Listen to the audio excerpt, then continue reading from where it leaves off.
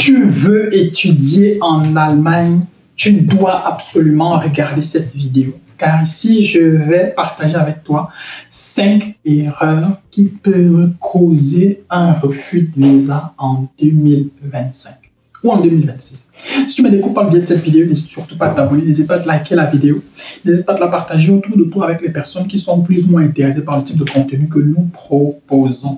Et si tu as besoin d'accompagnement dans le cadre de ta procédure de visa étudiant, visa carte d'opportunité, visa formation professionnelle Allemagne, nous sommes également aussi la bonne adresse. On peut voir dans quelle mesure nous pouvons t'apporter notre expertise et notre savoir-faire et faire de toi le prochain benguiste de ta famille.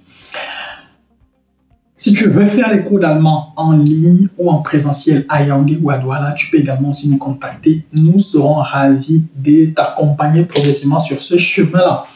Nos numéros sont dans la description de la vidéo. Les coordonnées, notamment nos différentes adresses de Yaoundé et de Douala, sont également aussi dans la description de la vidéo. Tu peux passer dans le bureau de 8h à 16h30. Tous les jours ouvrables, nous serons ravis de t'accueillir. Installe-toi et au cours des 10 prochaines minutes, je m'en vais partager avec toi 5 dangers qui peuvent mettre en péril ta procédure de visa étudiant Allemagne en 2025 ou en 2026.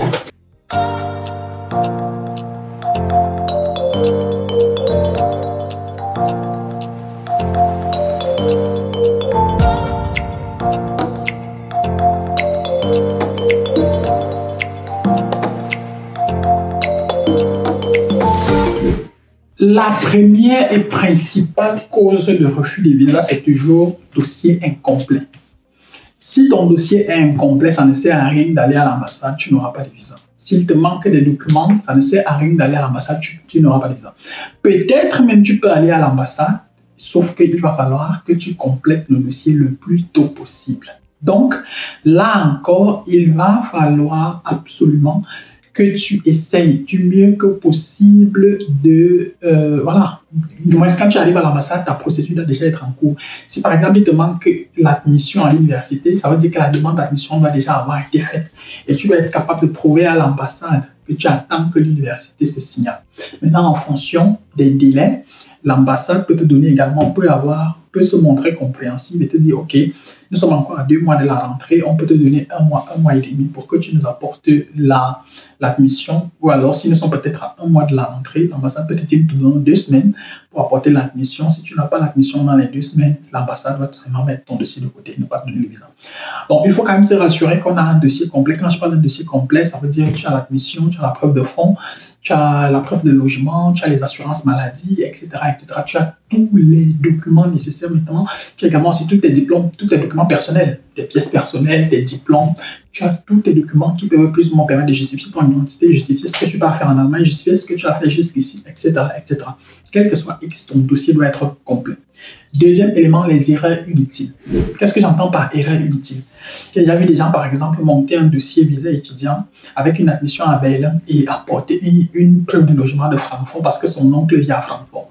Si tu fais des trucs comme ça, quel que soit X, on va te refuser simplement le visa parce que ça veut dire comment tu vas faire pour vivre à Francfort en allant à l'école à Berlin. Ça ne se comprend pas. On va tout simplement te refuser le visa en se disant que ta motivation, les informations que tu as données ne sont pas plausibles. Ce n'est pas possible. Et donc, du coup, il faut faire attention à tous ces petits détails. C'est pas que moi j'appelle des erreurs inutiles, des erreurs bêtes. Il n'y a pas d'erreurs vraiment stupides et bêtes. Des erreurs qui, voilà, si tu as juste besoin d'un peu de bon sens ou bien de quelqu'un qui suit juste ta procédure, quel que soit X, on ne peut pas laisser passer de telles erreurs. Maintenant, parmi les erreurs inutiles, il y a le fait, par exemple, que tu nous dises, par exemple, que tu as eu ton baccalauréat en 2019 et qu'on se rende compte que sur ton diplôme de baccalauréat, que tu as eu ton baccalauréat en 2020. Ce sont des erreurs bêtes, des erreurs d'inattention qui n'ont pas lieu d'être.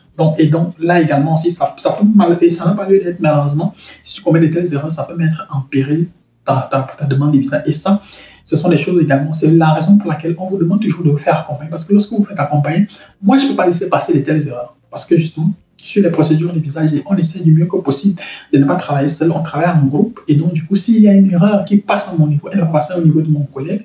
Et on va insister sur le fait que si nous produisons un document qui doit entrer dans la procédure de visa, toi également aussi, il est ta responsabilité de le relire. Et s'il y a des éléments sur lesquels tu as des soucis ou bien où il y a juste un petit problème, ou je ne sais pas, une question, tu dois soulever la question pour qu'on essaie du mieux que possible de voir, de se pencher là-dessus. Et si jamais c'est un problème, qu'on le résolve. Si jamais ce n'est pas un problème, qu'on sache également aussi ce qu'il y a lieu de faire. Donc, il y a tout un tas d'erreurs inutiles, et je ne vais pas m'étaler là-dessus, je ne vais pas revenir là-dessus, mais il y a tout un tas d'erreurs, comment on appelle, des erreurs bêtes, des erreurs stupides qui n'ont pas lieu d'être et qui peuvent malheureusement conduire à ce qu'on vous refuse tout simplement le visa. Troisième point, troisième raison pour laquelle on peut vous refuser le visa, c'est le niveau de langue sous-estimé. Moi, je recommande toujours, si vous voulez demander un visa étudiant à partir d'un pays comme le Cameroun, il faut avoir minimum le B1. Maintenant, il y a des pays comme la RDC où il n'y a pas de SUGE, où même sans le A1, on peut avoir le visa. Ça, c'est clair. Donc, comme je dis, ça dépend vraiment d'un pays à un autre. La situation n'est pas la même.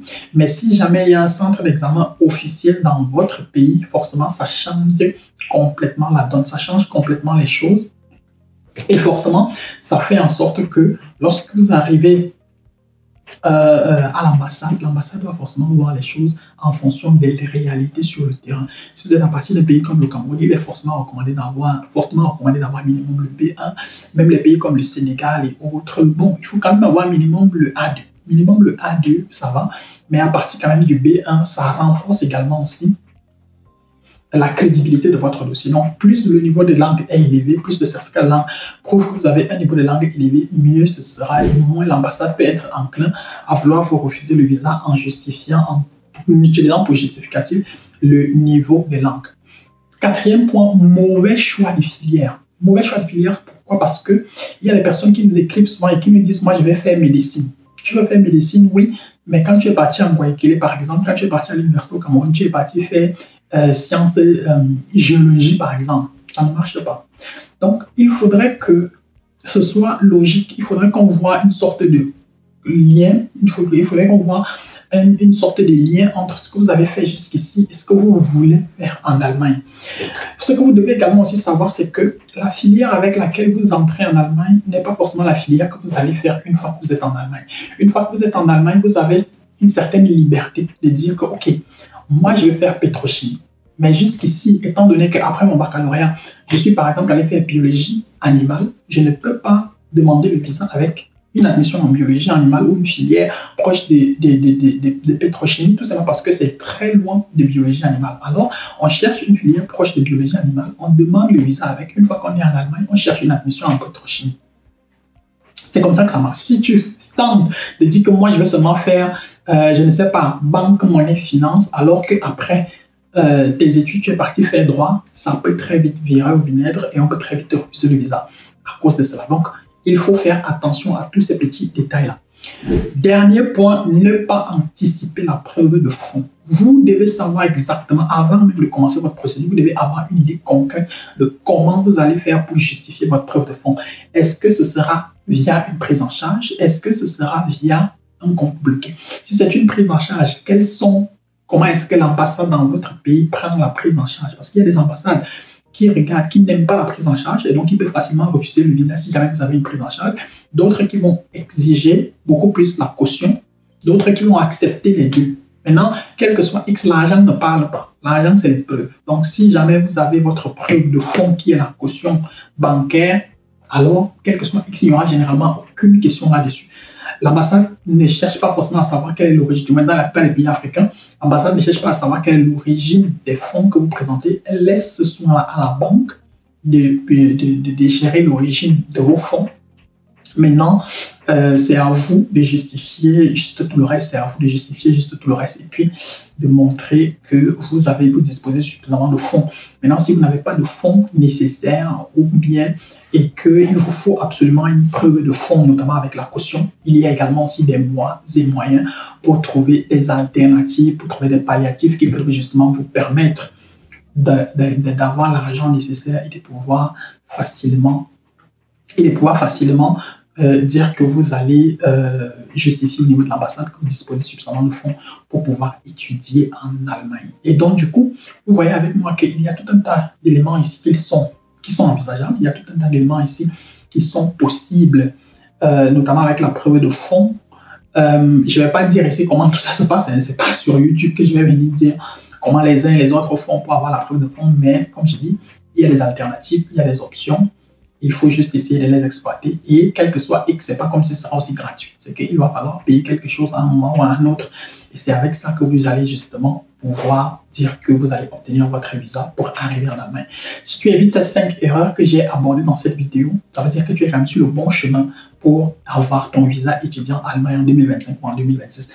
Maintenant, bon, comme je dis, ces 5 erreurs que j'ai citées ne sont que 5 erreurs. Il y a forcément d'autres erreurs, d'autres dangers qui peuvent guetter ta procédure de demande de visa. Et donc, c'est là où nous entrons justement avec notre expertise, avec notre expérience, avec notre niveau d'information pour éviter que cela arrive et pour essayer du mieux que possible de défendre et de protéger vos intérêts.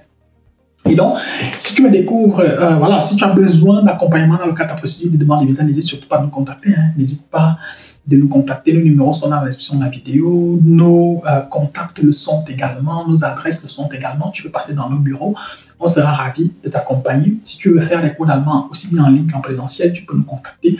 On verra ce qu'il y a lieu de faire dans ton cas. Toi, d'ici à notre prochaine vidéo, porte-toi bien, bien des choses à toi. Ciao, ciao.